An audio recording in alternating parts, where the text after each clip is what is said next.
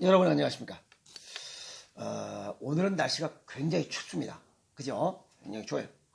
그래서 서울에 뭐 영하 7도라고 그랬는데 뭐 오늘 같은 날 뭐 자전거 탔다가는 그냥 얼어 죽어버려. 그래서 오늘 자전거를 못 탔습니다. 물론 뭐 깨도 났죠. 추우니까. 근데 엊그저께 자전거 타는데 기한 현상이 나타났습니다. 가을 비가 내려서 그런지 이 땅속에 동면을 들어가야 될 이런 지렁이들이 축축하니까 전부 다 이 도로로 나와버린 거예요. 그래서 자전거 타는데 보니까 아스팔트 위에 지렁이가 779마리가 나와서 죽었어요. 어떻게 그렇게 수치라냐? 오면서 가면서 쉬어봤지. 그러니까 779마리를 알지 내가 어떻게 알겠어. 근데 이 지렁이들이 지금 땅속에 들어가서 땅속에 있는 이런 뭐 먹을 것들 먹고 또 똥 싸고 이렇게 해서 토양을 기름지게 아주 비옥하게 만들어야 되고 또 구멍을 뚫어서 이런 공기를 이렇게 산소를 집어넣어서 이 식물들이 잘 자라게 해야 되는데 지금 지렁이가 다 죽어버렸으니까 이제 올 봄에 내년 봄이죠. 내년 봄에는 그 옆에 있는 이런 식물들이 튼실하지 않을 것이다라고 이렇게 보고 있습니다. 식물만 튼실한 게 아니죠. 그것들이 만약에 비실비실하면 이 산소량을 분비하는 산소량을 뱉어내는 그런 기능이 떨어져서 결국 사람도 호흡곤란에 이런 노출될 수 있다. 그래서 자연을 사랑해야 된다 이런 생각을 하면서 지렁이를 오다가 아직 죽지 않은 놈은 이렇게 나뭇가지로 이렇게 길 옆에다 놓아주는데 과연 그놈들이 몇 놈이나 살았는지 모르겠어요. 괜찮지 않습니까? 자연을 사랑하자. 또 여기 요놈 보면 여기 요 반스 입은 자리 요 목도리를 여기서 여기로 내렸어요. 왜냐면 햇빛이 따뜻하니까. 주인님 이거 목도리보다는 좀 요 밑에가 좀 불편한데 요거 좀 계속적으로 많은 그 유튜브들이 이거 보는데 좀 어떻게 좀 정리 좀 해주시오. 창피하지 않소? 이래서 알았다고 그랬더니 요 놈도 나도 좀 해주시오. 그래서 두 놈 다 이렇게 가운데 중요한 부분을 막아서 좀 그래도 좀 괜찮지 않습니까? 이렇게 자잘한 것까지 신경 써주는 게 그래서 좋은 사람 아니에요. 좀 그렇다고 해줘봐요. 오늘은 좀 화가 좀 났습니다. 화난 이유는 담배를 끊으라고 유튜브에 그렇게 올렸음에도 불구하고 담배를 그냥 나는 아닐 것이다. 저 사람들은 그래도 나는 아닐 것이다 라고 담배를 폈던 결과가 지금 폐섬유화증으로 진행돼서 호흡곤란을 겪고 있는 이런 분들이 이번 주에 3분이나 저한테 전화를 했습니다. 어떻게 하면 되겠냐고. 내가 그랬어요. 가장 좋은 건 하나는 빨리 죽는 거고, 왜? 호흡이 곤란하니까 그래요. 하나는 빨리 죽는 거고 또 하나는 빨리 고치는 겁니다. 아시겠습니까? 그랬더니 그럼 고쳐야 되지. 그렇죠. 고치려면 담배를 끊는 것밖에 없어이다 하고 이 음식 식이요법을 통해서 이런 폐 기능이 저하된 것을 되살리면 됩니다 라고 이렇게 대화를 상담하는 거죠. 이 폐섬유화증은 폐 조직이 점점 굳어져서 심각한 호흡 장애를 일으키는 아주 불편한 겁니다. 이와 유사한 거 COPD라고 만성 폐쇄성 폐질환, 이것도 호흡 곤란은 결국 폐가 다 썩어가는 거죠. 이래서 죽는 거 전부 다 흡연 때문에 그래요. 그거 나는 아닐 것이다 라고 생각하는 어리석은 삶을 살지 마세요. 아시겠습니까? 이 폐섬유화증이 진행되는 이유는 왜 발생하냐면 폐에 염증이 생기면 우리 몸은 그걸 복원하려고 그래요. 복원하고 또 생기고 복원하고 또 생기고. 그러면 폐 염증이 왜 생기냐? 하나는 폐가 차가운 거예요. 혈액순환이 안 된다는 거예요. 거기에 뭐 바이러스, 나쁜 공기, 그 다음에 뭐 오염된 공기, 거기에 또 특히 담배 연기 이런 것들이 들어가서 폐에 염증을 일으키고 우리 몸은 복원시키고 하는 이런 행동이 반복되는 거죠. 반복돼서 오랜 시간 동안 약 8년에서 10년 동안 반복되면서 폐포가 서서히 두꺼워지는 거죠. 비후 또는 경화, 굳어가는, 딱딱하게 굳어가는 거, 이거 갖다가 폐섬유화증이다 이렇게 표현하는 겁니다. 그래서 우선 이 폐는 우리 몸속 산소와 이산화탄소를 교환하는 장치입니다. 그런데 폐포벽이 두꺼워지면서 수축과 이완이 기능이 떨어지기 때문에 산소량이 부족해져서 호흡이 곤란한 이유입니다. 아시겠습니까? 네. 이러한 폐섬유화증이 만성적으로 진행되는 것을 갖다가 간질성 폐질환이라고 해요. 여기서 간질성이라고 해서 무슨 여기 뭐 우리 몸에 있는 간을 얘기하는 게 아니에요. 아시겠습니까? 이거는 폐의 간질을 침범하는 비종양성 또는 비감염성 질환을 총칭하는 말로서 요 간질이라고 하는 것은 폐에서 산소 교환이 일어나는 허파과리, 요 폐포입니다. 폐포의 벽을 구성하는 조직이 간질이에요. 근데 이게 점점 굳어가는 질환이라 이런 겁니다. 또 이것과 유사한 것도 있죠. 간질성 방광염, 이것도 방광내벽에 어떤 문제가 생겨서 이게 점점 굳어가는 이런 증상들이 바로 간질성 방광염이요, 간질성 폐질환이다. 유사한 이런 증상들이죠. 그리고 이 폐섬유화증은 5년 생존율이 약 40% 정도 되고 10년 생존율이 15% 정도 됩니다. 이 40%와 15%가 중요한 것이 아니라 이 생존 기간 동안 호흡이 힘든 채로, 호흡 곤란한 채로 삶을 살아가야 된다는 겁니다. 이게 더 힘든 거예요. 아시겠습니까? 네. 그래서 이 폐 조직은 한번 손상이 되면 서양의학적으로 재생이 불가능하다. 그렇다면 예방밖에 없다는 거예요. 예방이 최선의 치료다. 그것은 담배를 끊어라. 아셨습니까?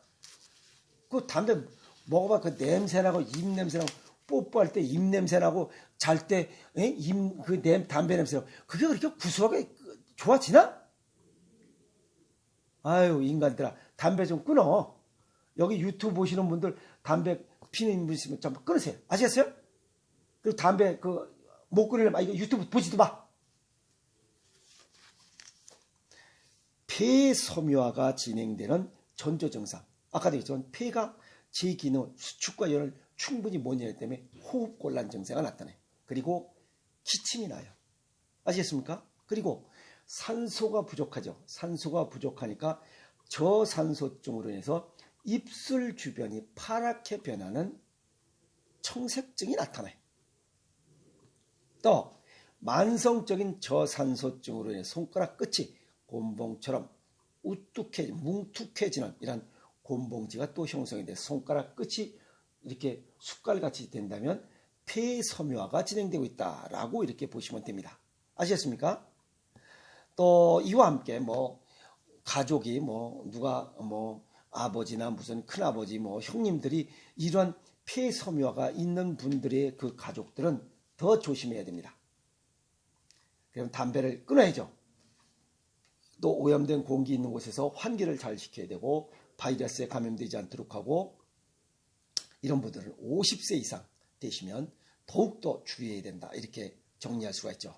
그리고 이런 폐섬유화증은 합병증으로 이어져서 사망의 위험이 굉장히 높은 질환 중에 또 하나입니다. 폐가 점점 굳어지는 현상도 위험하지만 그래서도 죽지만 폐암으로 발전돼서도 또 죽습니다.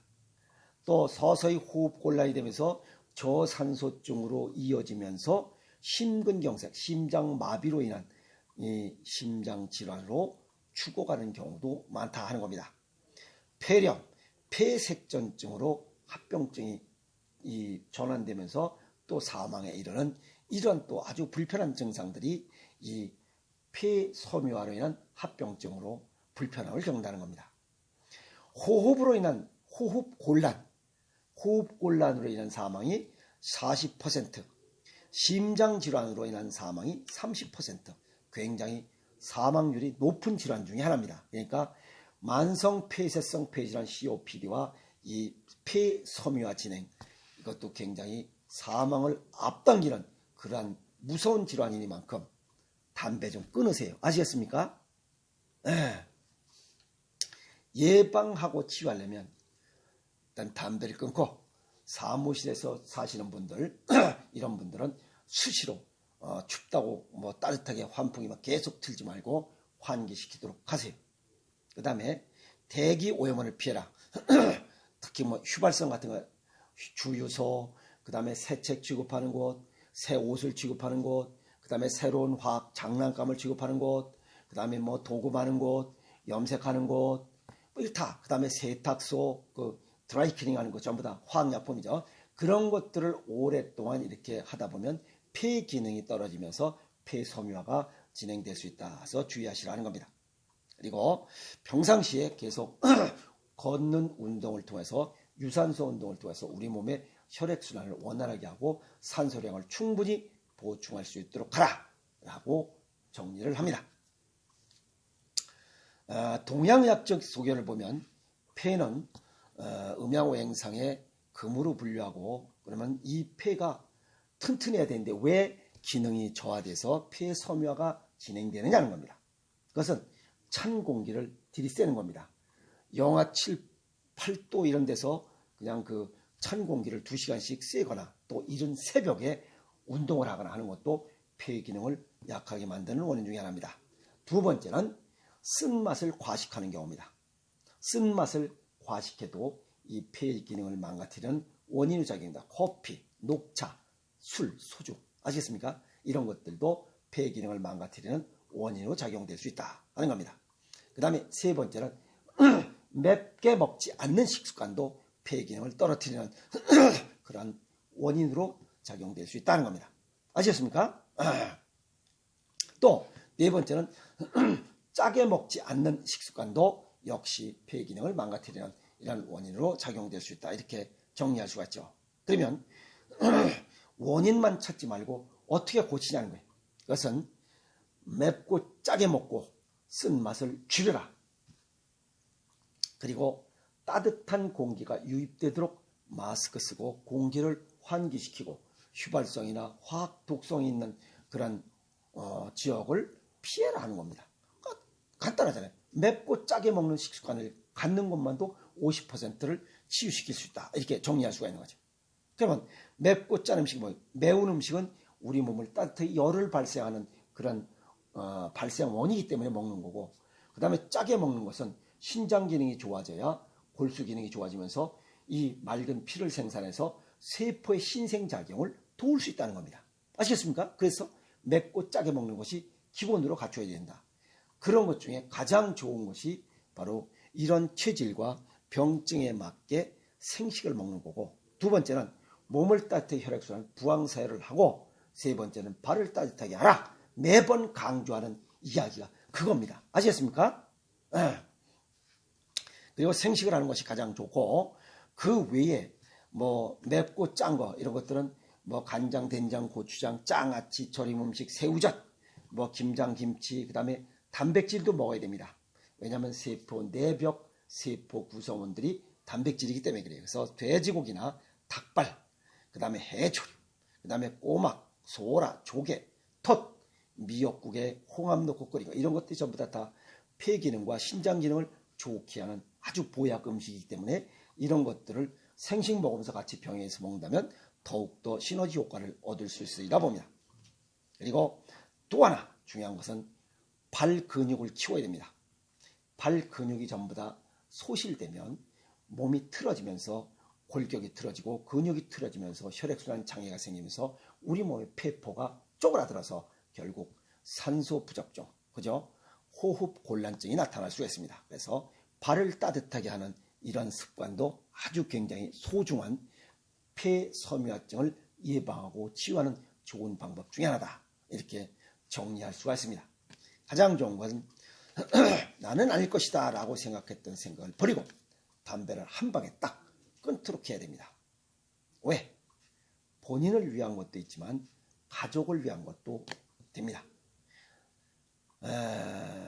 가족 중에 누가 숨을 못 쉬고 이렇게 사는 사람을 곁에 둔다고 생각해 보세요. 얼마나 힘들까요? 본인도 힘들지만 옆에서 보는 사람도 힘이 듭니다. 아시겠습니까? 가족 건강을 위해서, 본인 건강을 위해서, 가족 건강을 위해서, 주변 사람들을 위해서 담배를 끊고 폐섬유화증을 이겨내도록 식이요법을 해서 빠른 시간 내에 치유하는 그런 멋있는 삶을 살도록 노력하세요. 폐섬유화증 여기서 정리 마칩니다. 화이팅!